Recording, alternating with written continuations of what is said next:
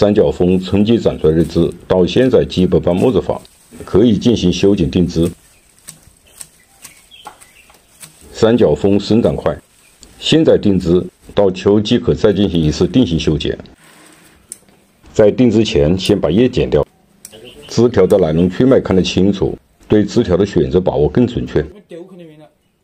这个树桩是先蓄养主干，再养出枝。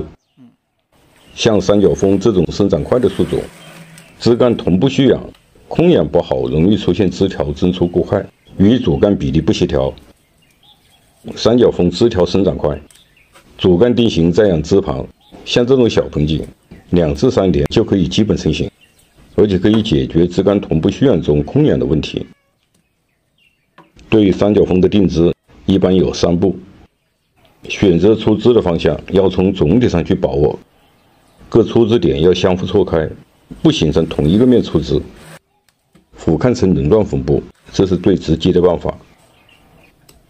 定枝中对三角风选择枝条，在同一个方向上要选择枝节短的枝条，像这种小盆景，枝节过长，侧枝分布稀疏，影响成型的效果。在选择枝条的过程中，出枝多难免一时选对，尤其是对树桩成型把握不准时，最好是留备用枝。在枝条取舍完成后，再去观察整体，确定枝条的去留。这个就是备用枝。三角风定枝除了考虑多方向出枝，还要注意出枝在树桩高度上下的分布距离，枝条从下往上，枝条间的距离逐渐缩小。向上部出枝，出枝就显得更加密集。这本三角风是做大树型培育，选择桩型的重点是8盘出根。主干的成型是蓄养过渡，三角风增出容易，这可用了5年左右，从芽前苗开始的。培育主干不要盘杂，省上的芽点在出枝定型上选择性就会小。确定这个树桩的顶，要依据主干上升的弯曲变法来确定左右枝的取舍。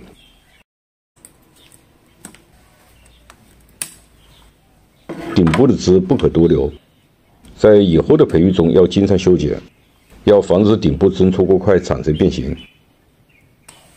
完成所有出枝的取舍，再对出枝角度调整定型。还是那句话，三角风在定型中不要盘杂，出枝的调整定型从上往下，调整的角度要越做上扬。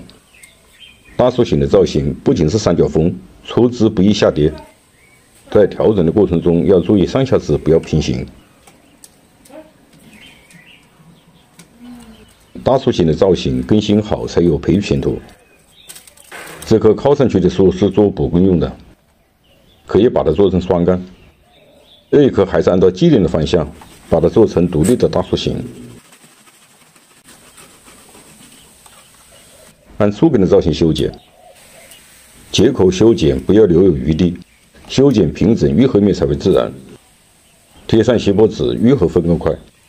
定型后的三角风放养一段时间，枝条粗度达到理想的一半，就要短枝控养。我是三角龙茶，感谢您的收看，下期见。